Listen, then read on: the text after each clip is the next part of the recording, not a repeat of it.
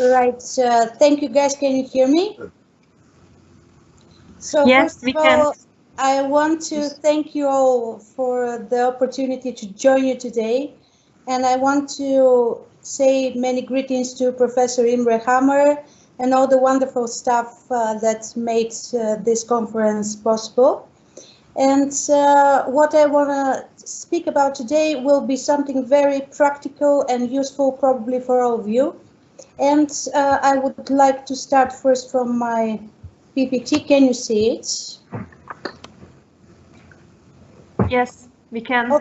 Okay, so now, first of all, I want to tell you that in Bulgaria we have a very weird curriculum comparing to all the other European countries. All the 7th grade children have exams, and after they pass those exams and have their scores, they can enter good schools that teach them the foreign language.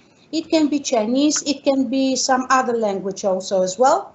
So what I gave you here, this is the curriculum for the 8 to 12th grade classes. So every week in the 8th grade, we have 18 plus 2 classes of Chinese and Chinese culture.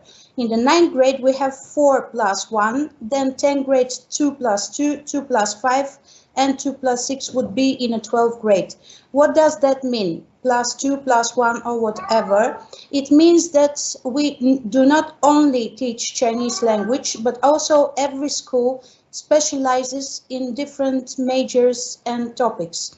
Our major is Chinese language itself, so our school gives more classes of Chinese language to the grades as you can see them, which means that for 20 hours per week, 20 classes per week, we must be very, very precise in what we're doing, especially in the digital world we're living now and according to the COVID situation.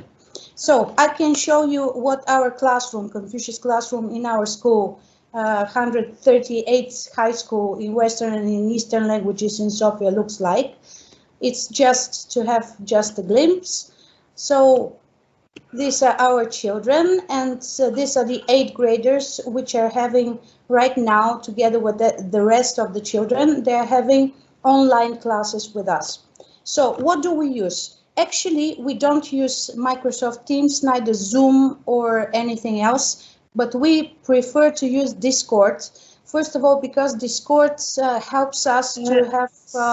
Sorry, yeah? Yana, can you please reshare your PPT because we stuck at the first slide? Of course, right. I will share it again.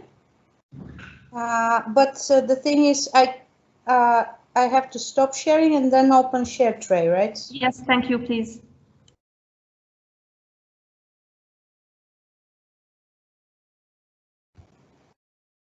Can you see it now? Yes, thank you.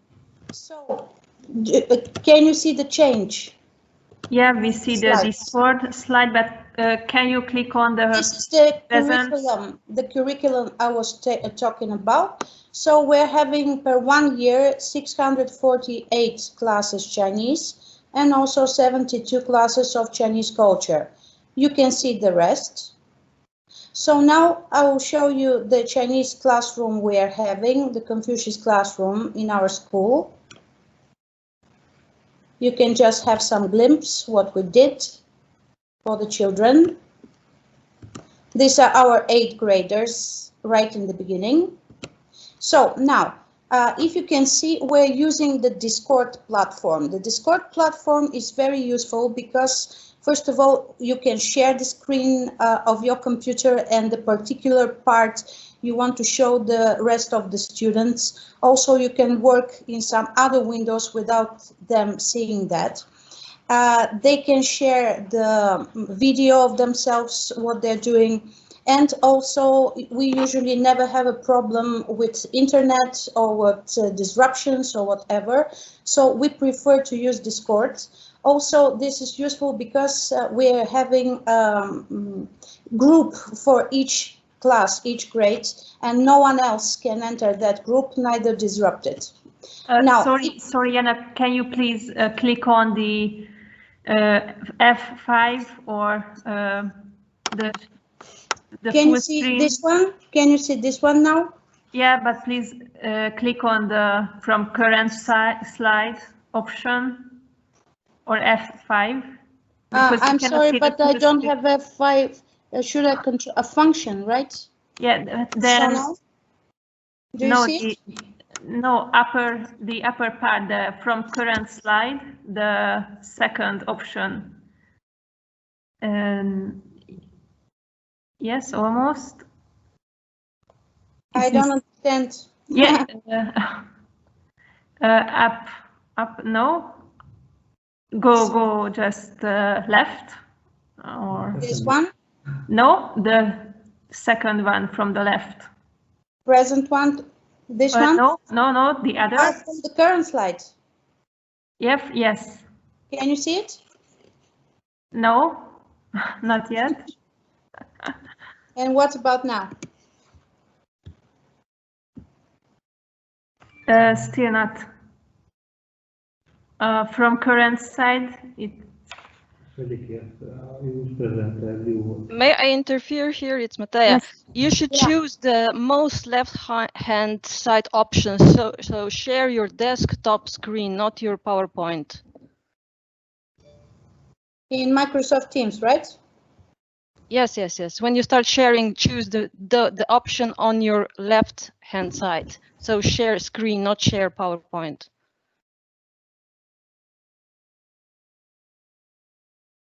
Just a second. I'm sorry, guys, but I'm not familiar with this one. Може да ми помогнеш? Секундочка, извинете, какво? So, I don't know what to do actually. I mean, I don't see anything like that possible. The only thing I can do is just to... Okay, no problem. Then we will start the PPT. We will share your PPT. You will do the speaking and we will... Yeah, that's fine. That's fine. Yes, okay. Thank you. As long as we can see it. So after the Discord, we'll show the next slide. Just a moment. Yeah, the Facebook groups for each grade, if possible. So you see, when we're working in Discord, we're not working in the Teams, so we're having a bit of a problem sharing. Okay. So if it's possible for you, just go to the Facebook groups for each grade.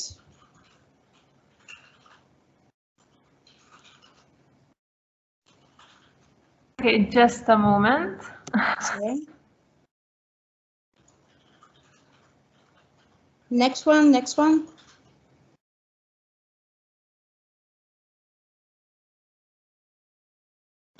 It's a bit slow, but we will go there.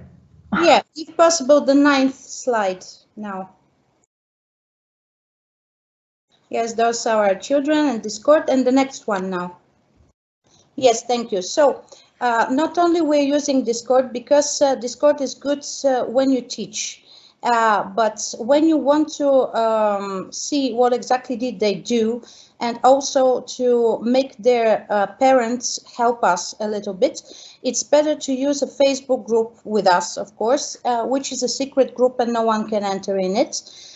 In the group, we have the parents and we have the children. So usually what we do, we're giving them the homework and also sometimes just to check out what they're doing during the class.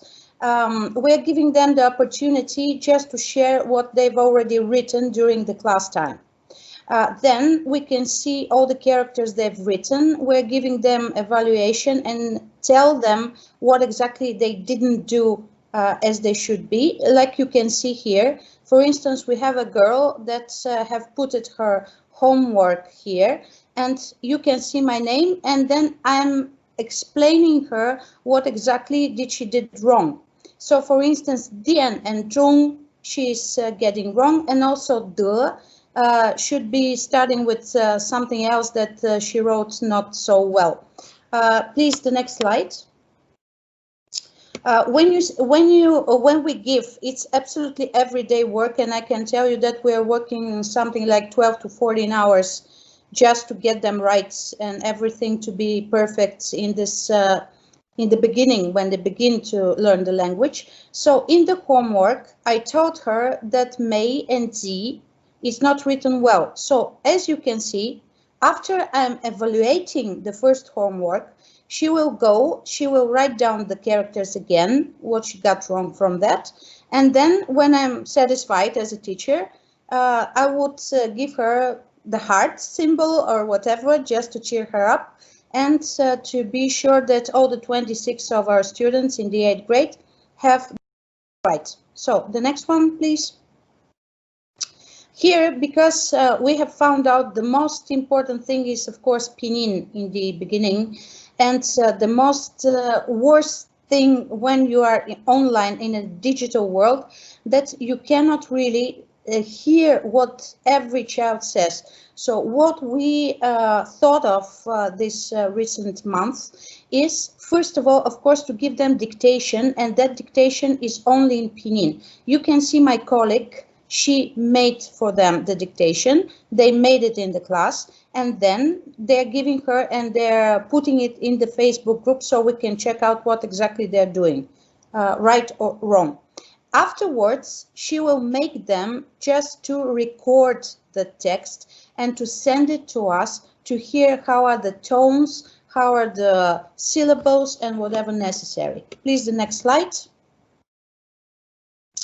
Now, you can see what we're doing during the class. When we're teaching in Discord, we usually use PPT. You can see in the PPT that I not only gave them what is going to be on the dictation. This is the very upper small slide of my PPT, but also how to learn the Chinese numbers using the signs of the hand.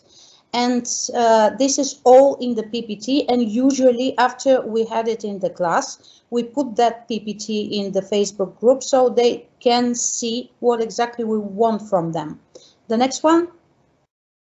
Now, you can see that we're using here some programs to show them everything, like starting from the pictogram, going through the fantizi, the traditional character, and then going to the stroke order and also to the characters that they must learn. You can see we gave them here because chuo, to walk, that radical is really hard to write down. In the programs you can see how do they write it, but also there are many more styles, and for the children it's very hard to learn the first one.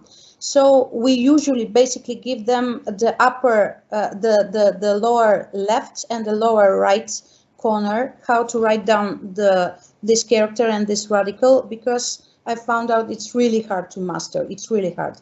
So the next slide, please.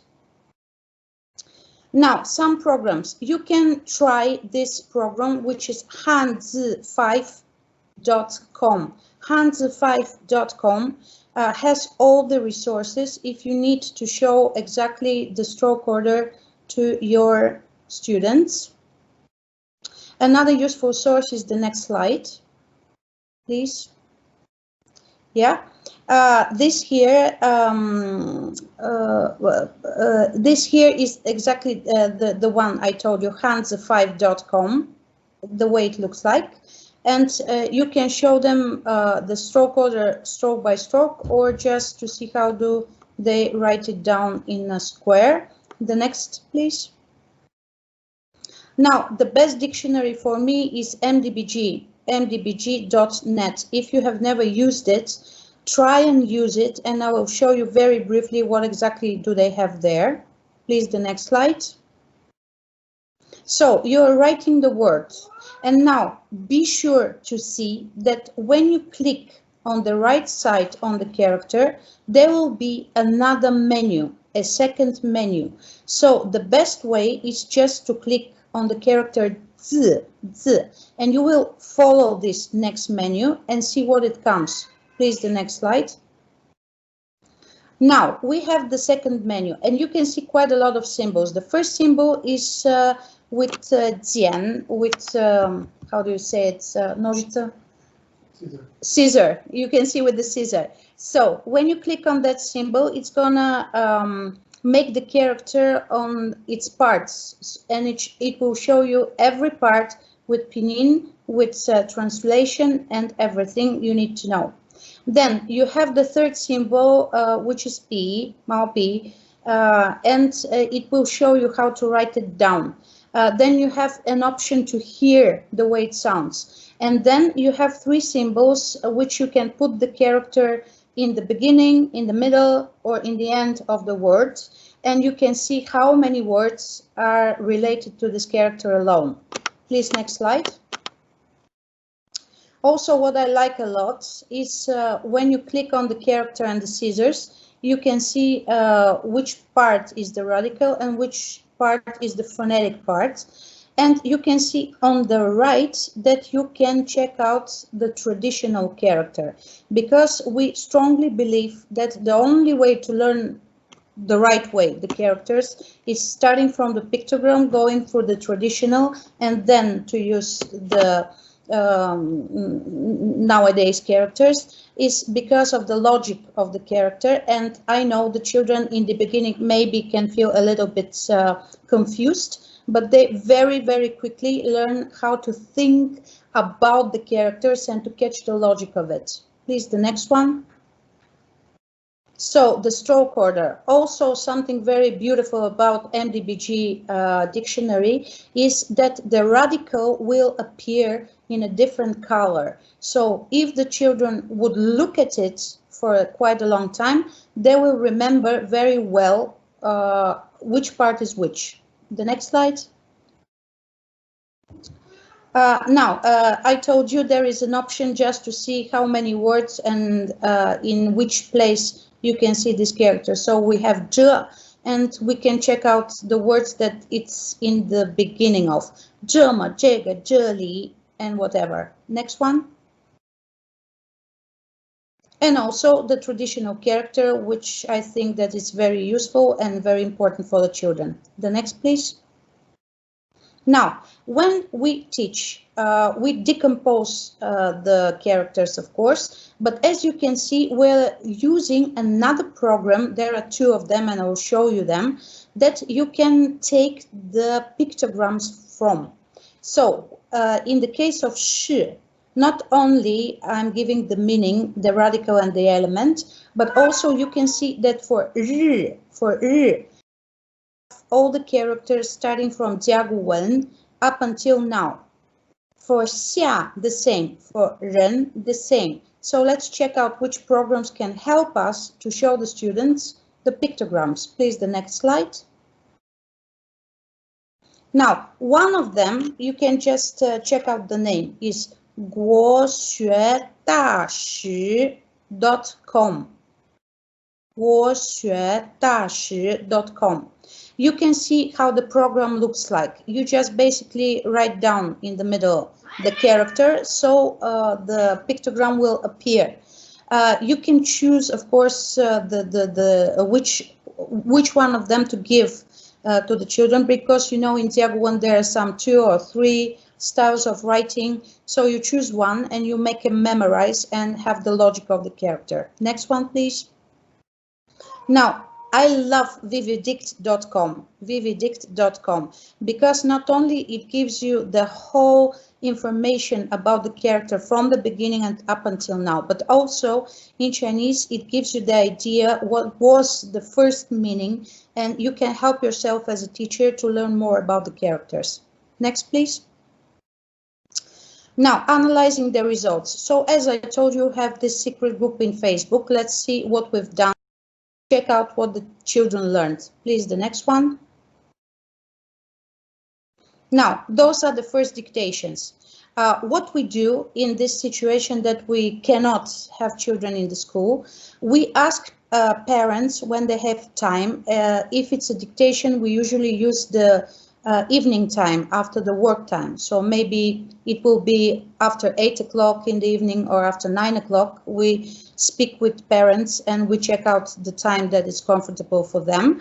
And so we ask them to check out the children and to make sure that the children do not use anything to help themselves to write down the dictation.